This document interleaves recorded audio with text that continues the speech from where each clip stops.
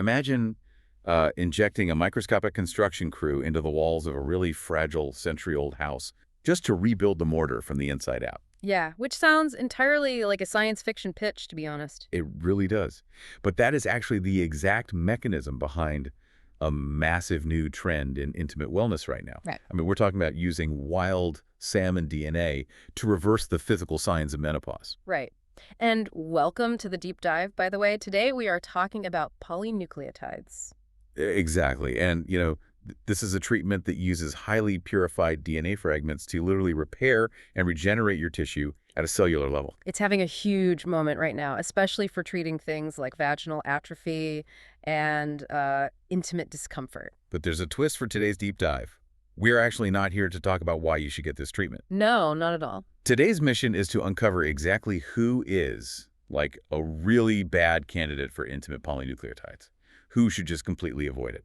Because whenever a treatment sounds like a miracle, and I mean, cellular reprogramming definitely borders on that, the marketing hype inevitably drowns out the medical reality. Oh, 100%. The aesthetic and wellness industries, they just love a silver bullet, but biology really doesn't work that way. Certain physiological environments will actively reject this kind of intervention. Right. So to figure out where that line is drawn, we've pulled together a really fascinating stack of sources for you today. We've had some great material. We do. We are looking at clinical studies on genitourinary syndrome of menopause, or GSM, along with hands-on aesthetic clinic protocols and medical consensus statements from the British Menopause Society. And we even dug into some incredibly detailed pharmaceutical patent documents just to see how this stuff is actually made. Because our goal is to sift through all that medical jargon, right? Yeah. We want to clearly define the red flags. Yeah. The biological contraindications and the, practical expectation mismatches that make someone a truly bad candidate. So to understand who shouldn't get this treatment, we really have to look at those pharmaceutical patents first. We have to understand what is actually sitting in the syringe. Yeah, what's actually going into your body. Exactly, because the biology of the treatment itself immediately disqualifies a very specific group of people, and it all starts with where these DNA fragments come from. Okay, let's unpack this, because when you read the fine print on what polynucleotides actually are, it is a little bit mind-blowing. It really is. They are highly purified fragments of DNA, and specifically, they are extracted from the gonads like the sperm of wild salmon or trout. Yeah. You're walking into a high-end clinic to get fish DNA injected into your most intimate areas. I mean, on paper, that sounds completely bizarre. It sounds wild, but from a biological perspective, it actually makes perfect evolutionary sense. Okay, how so? Well, salmon and trout DNA closely resembles human DNA. In the literature, this is referred to as having a very high degree of spectral compatibility. Spectral compatibility. Let's break that term down, because honestly, it sounds like ghost hunting jargon. Right. It kind of does. From what I understand in the cellular biology notes, this means the actual molecular weight, the sequence patterns, and like the 3D folding of the fish DNA are so structurally similar to our own that the human body doesn't immediately recognize it as a foreign invader. Exactly. That structural mimicry is the key to the whole process.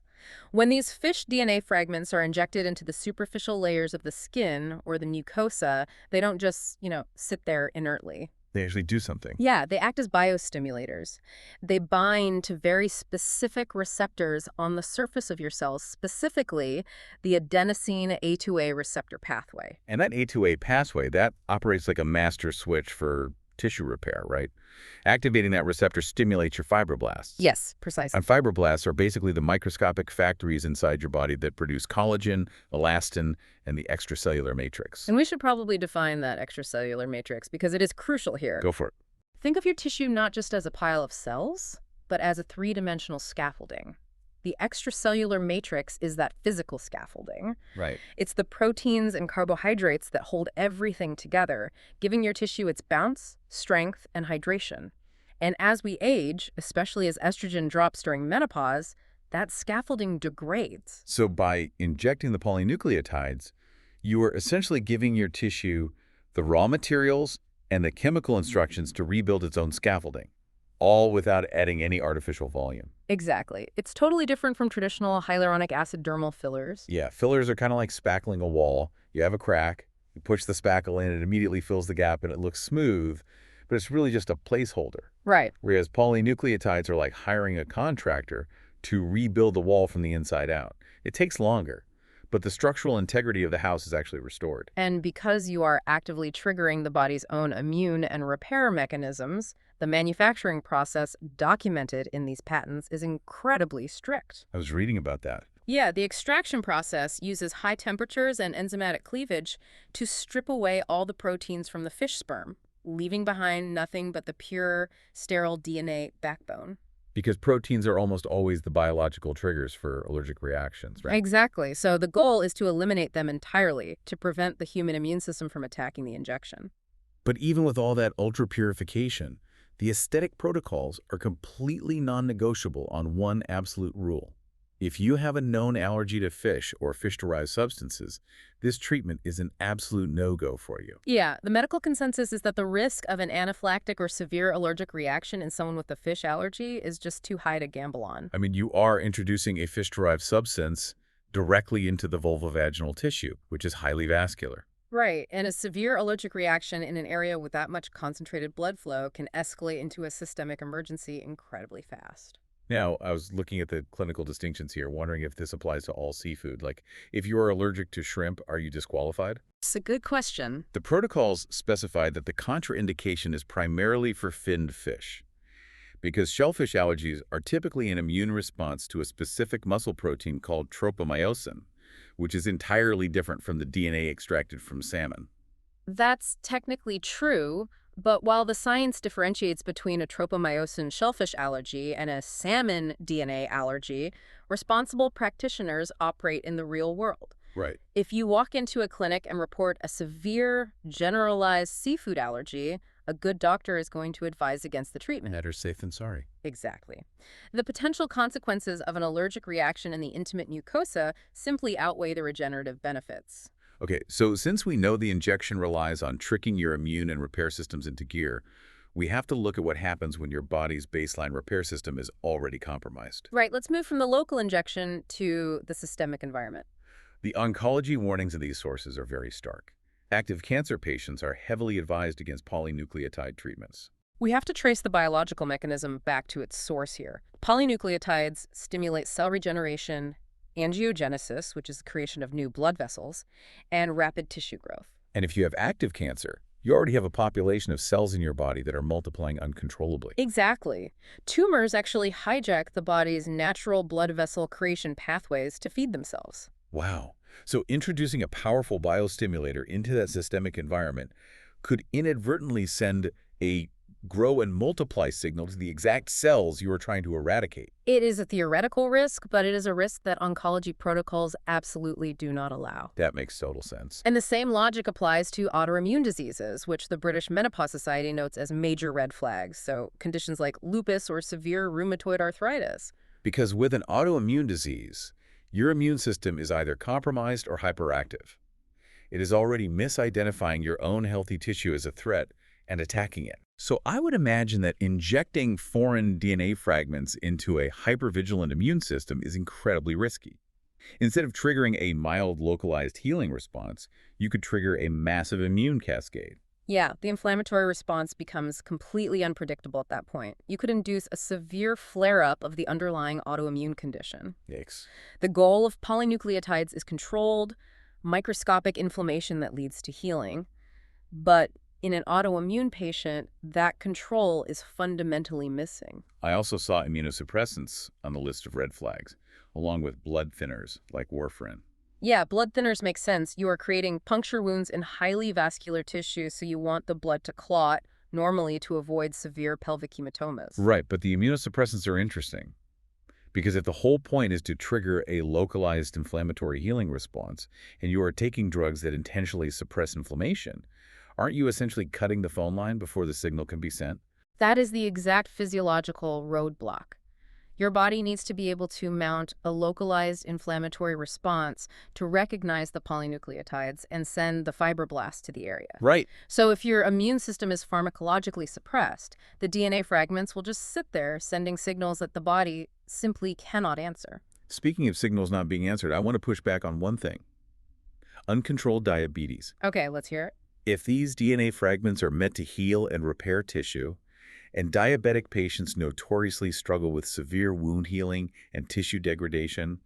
I initially thought this treatment sounded perfect for them. It's a really common assumption. But the fundamental problem with uncontrolled diabetes is that the chronically high blood sugar physically damages the microcirculation throughout the body.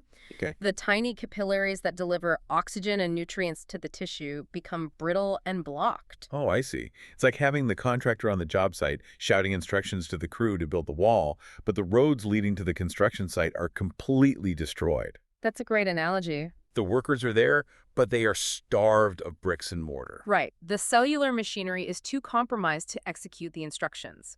The treatment is rendered ineffective, and worse, you significantly increase the risk of localized infection. Because you're poking holes. Exactly. You are using needles to create microtraumas in tissue that does not have the blood flow required to heal those tiny puncture wounds. Wow. Now, there is one more systemic red flag that jumped out from the aesthetic protocols. A history of keloid or hypertrophic scarring. Yes, that's a big one. A keloid scar happens when fibroblasts go into overdrive during the natural healing process. They produce way too much collagen, creating a raised, thick, often painful scar that grows beyond the original wound. And injecting polynucleotides into someone prone to keloids is like pressing the accelerator on a car with no brakes. Because the treatment specifically targets and stimulates fibroblasts. Exactly. If your fibroblasts already lack the biological stop signal, you are just removing their speed limit entirely. You could trigger severe, painful internal scarring in the vaginal mucosa, which is the exact opposite of the regenerative goal. Okay, so we've ruled out fish allergies, and we've ruled out systemic issues like cancer, uncontrolled diabetes, and autoimmune disorders. Right. Now let's narrow our focus to the specific anatomical area in question. Let's look at the local vulvovaginal ecosystem. This is a critical distinction to make because polynucleotides are incredibly effective for treating genitourinary syndrome of menopause. GSM. Right, GSM involves a drastic drop in estrogen that leads to the vaginal mucosa thinning out, losing its elasticity, altering its pH, and becoming incredibly dry and prone to microtearing. And the treatment is also showing immense promise for lichen sclerosis. For those who haven't encountered that term in the literature, lichen sclerosis is a chronic, localized autoimmune condition that affects up to 1 in 70 women. It's surprisingly common. It really is. And it causes the skin of the vulva to become incredibly thin, white, intensely itchy, and prone to severe blistering and tearing. So repairing that specific tissue sounds life-changing. It absolutely can be, but the medical consensus statements from the British Menopause Society are incredibly strict about one boundary. You cannot use this treatment if there are undiagnosed local issues. The word undiagnosed is the hinge here. Yep. Because the protocols list unexplained postmenopausal bleeding, active genital infections like herpes, thrush, bacterial vaginosis, acute UTIs, or any suspicious localized skin changes. Here's where it gets really interesting. Oh. Using polynucleotides on an undiagnosed intimate issue is like putting a fresh coat of premium paint over a wall that is visibly rotting from active mold. Wow. Yeah.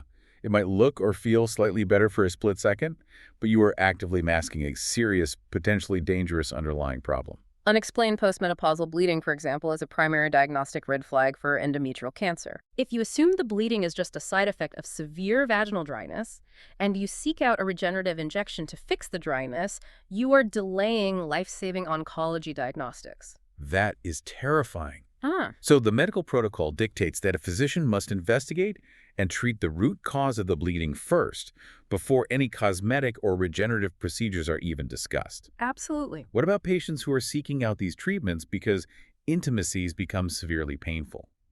Pain is a massive driver for this sector of the wellness industry. It is, and polynucleotides are brilliant for treating dyspareunia, painful intercourse, when that pain is caused by mucosal atrophy. Okay, so if the surface level tissue is thin, dry, and tearing, regenerating that tissue will alleviate the pain. Right. But if you have deep pelvic pain or symptoms of pelvic organ prolapse, those are structural and muscular issues. We are talking about conditions like endometriosis or a hypertonic pelvic floor, where the muscles themselves are locked in a continuous, painful spasm. Exactly. Deep pelvic pain requires internal structural intervention or specialized pelvic floor physical therapy. Because surface-level skin regeneration simply cannot fix a hypertonic muscle. No. Injecting fish DNA into the vaginal mucosa will do absolutely nothing to release the deep muscle spasms causing the pain.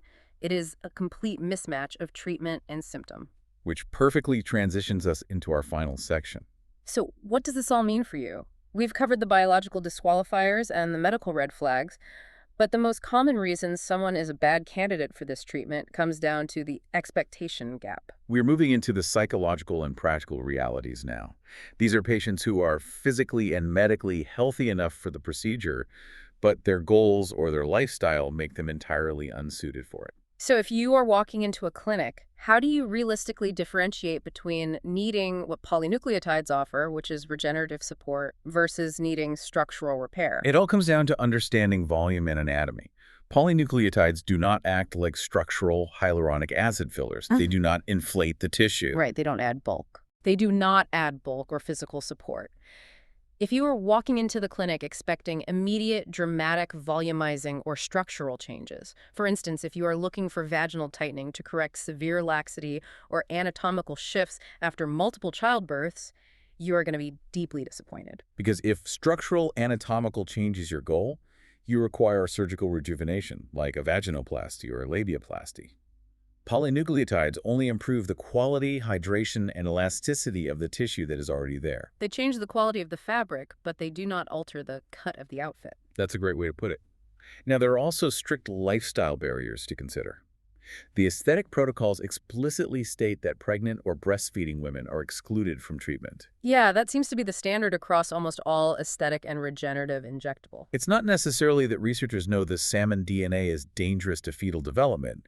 It's just that there is an absolute lack of clinical safety data. Right, you simply cannot run clinical trials involving experimental DNA biostimulators on pregnant women. No IRB is going to prove that. Exactly. And the practical reality of the downtime and the commitment is also a massive filter. Let's talk about that downtime. We are talking about a medical procedure involving multiple needle injections in a highly sensitive, densely innervated area, even with prescription-grade topical numbing creams. If you have a very low pain tolerance or severe needle phobia, this is going to be a difficult process. And the 72-hour aftercare protocol is incredibly rigid. The clinical notes demand absolute compliance.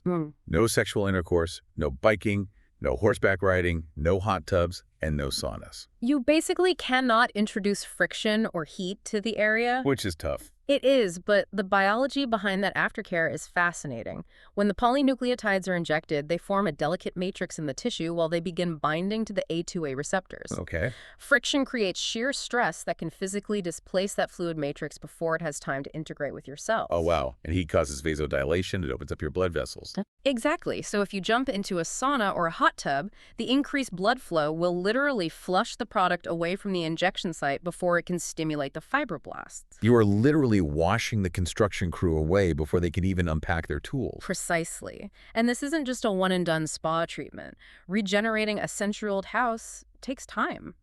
So what's the actual commitment look like? The protocol generally requires a course of sessions, often up to 5 separate treatments spaced several weeks apart, before the cellular regeneration reaches its peak. 5 treatments? That's a lot. It is. And because the biological clock doesn't stop, your body will eventually break down that newly synthesized collagen. Maintenance treatments are required every 6 to 9 months. So anyone looking for a permanent instant fix is a terrible candidate. Completely. Let's bring all of this together. We set out today to define exactly who should avoid intimate polynucleotides. We've learned that while it is an incredibly groundbreaking tool for menopausal atrophy, tissue repair, and deep cellular hydration, it is absolutely not a magic wand. It really isn't. If you have an allergy to finned fish, if your immune system is hyperactive due to an autoimmune disease or suppressed by medication, or if your microcirculation is compromised by uncontrolled diabetes, the foundational biology of this treatment is fighting against you. And if you have unexplained bleeding, active infections, or deep structural pelvic pain, you need a diagnostician to find the mold in the walls, not an injectable to paint over it. Exactly. And finally, if you want immediate structural tightening or you cannot commit to the needle pokes, the strict 72-hour pelvic rest, and the long-term maintenance, keep your money in your pocket. It requires the right biology, the right timing, and the right expectations. Reading through these pharmaceutical patents and clinical trials highlights just how far regenerative medicine has come, but it also raises a much broader question. It really does. We are now unlocking the ability to use foreign DNA, literally the building blocks of another species, to biologically trick our own aging tissue into acting young again. As this regenerative technology becomes more advanced, more targeted, and more accessible, where will medicine eventually draw the line? Where's the boundary between simply alleviating the painful, difficult symptoms of aging, like the severe tissue degradation of GSM, and treating the natural human aging process itself as a disease that needs to be actively cured? Are we just maintaining the integrity of the house so we can live in it comfortably, or are we trying to convince the very bricks that they were fired yesterday? That is a fascinating thought to leave on. Keep rebuilding, keep questioning the hype, and we'll see you on the next deep dive.